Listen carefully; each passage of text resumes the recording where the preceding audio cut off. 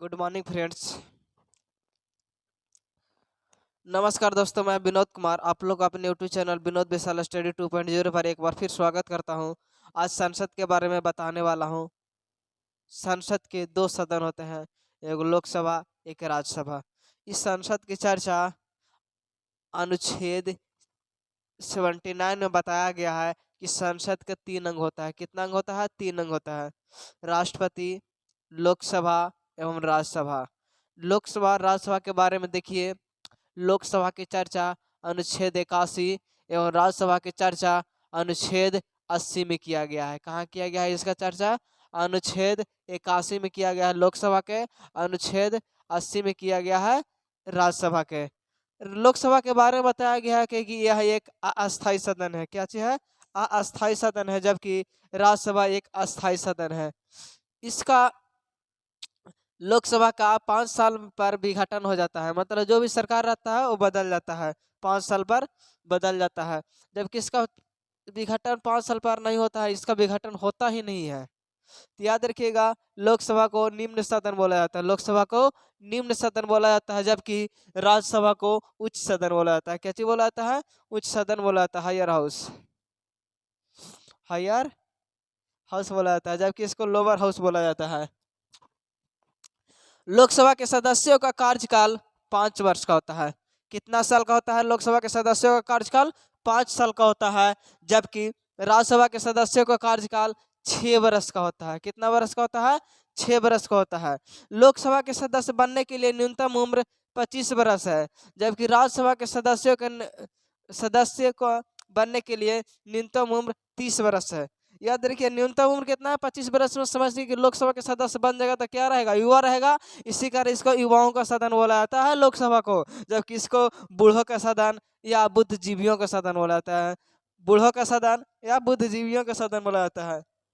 लोकसभा का चुनाव प्रत्यक्ष रूप से होता है। प्रत्यक्ष रूप से कहने का मतलब है कि हम लोग जो है जनता लोग हमको सीधा अपने से जाकर के वोट देते हैं लोकसभा के सदस्यों को, जबकि राज्यसभा के सदस्यों को हम लोग स्वयं जाकर वोट नहीं देते हैं। हम लोग जो प्रतिनिधि भेजते हैं विधानसभा के सदस्यों का, वही जाकर के राज्यसभा के सदस्यों का चुनता है। इसी कारण उसका चुनाव अप्रत्यक्ष रूप से होता है।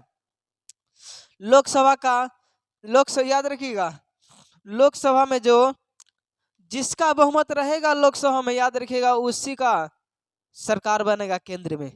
राज्यसभा में ऐसा नहीं है, चाहे जितना भी रहे, आपको पूरा के पूरा सीट पे कहे न रहे, उससे मतलब नहीं है, सरकार नहीं बनेगा। अगर लोकसभा में आपका है बहुमत तो सरकार बनेगा, राज्यसभा में बहुमत है तो नहीं बनेगा। समझिए कि प्रधानमंत्री जो बनते हैं, जो लोकसभा में बहुमत दल का नेता ज्यादातर ही होते हैं, लेकिन ऐसा नहीं है। कभी कभी राज्यसभा के सदस्य भी रहते हैं, वो पीएम बन जाते हैं, लेकिन बहुमत हमेशा लोकसभा के सदस्यों की जो संख्या रहती है उसी पर गिना जाता है। संचालन करने के लिए लोकसभा के जो संचालन करते हैं वो अध्यक्ष होते हैं और एक उपाध्यक्ष होते हैं, जो कि अभी अध्यक्ष ही स्पीकर बोला जाता है। कौन है? ओम बिरला, जो कि कोटा के सांसद है। जबकि राज्यसभा के जो संचालन करते हैं उसको बोला जाता है सभापति और एक उपसभापति होते हैं। सभापति कौन होता है? जो भारत के उपराष्ट्रपति होते हैं वो राज्यसभा के सभापति होते हैं। उपसभापति कौन है? याद रखिए, हरिवंश नारायण सिंह है, हरिवंश सिंह है। सभापति जगदीप धनखड़ है और अध्यक्ष कौन है? ओम बिरला। उपाध्यक्ष के पद अभी खाली है। याद रखिएगा, लोकसभा में जो अधिकतम सीटों की संख्या होता है वो 552 है। कितना है? 552 है। जबकि अधिकतम सीटों की संख्या राज्यसभा में कितना है? 250 है। कितना है? 250 है। वर्तमान में याद रखिएगा, लोकसभा में जो सीटों की संख्या है 543 है। पहले तो कितना था? 545 था।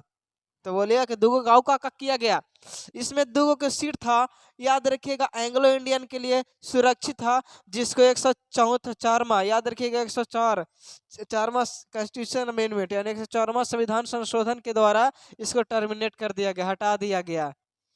104वां संविधान संशोधन के द्वारा 2 सदस्यों को जो एंग्लो इंडियन होता था उसको हटा दिया गया है। अब बच गया 543, जिसमें 233 सदस्य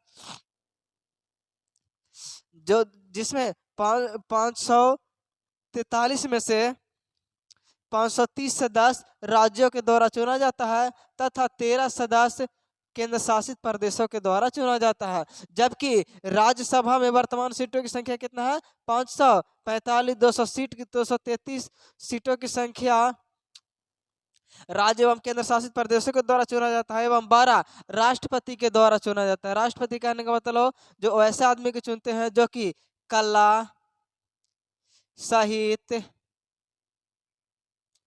विज्ञान या सामाजिक कार्य या सहकारिता के क्षेत्र में काम किए हैं रहते हैं, उन्हीं में से 12 सदस्यों का ये चुनते हैं राष्ट्रपति। तो थैंक यू मेरे दोस्त, मिलते हैं नेक्स्ट वीडियो में, जब तक के लिए नमस्कार।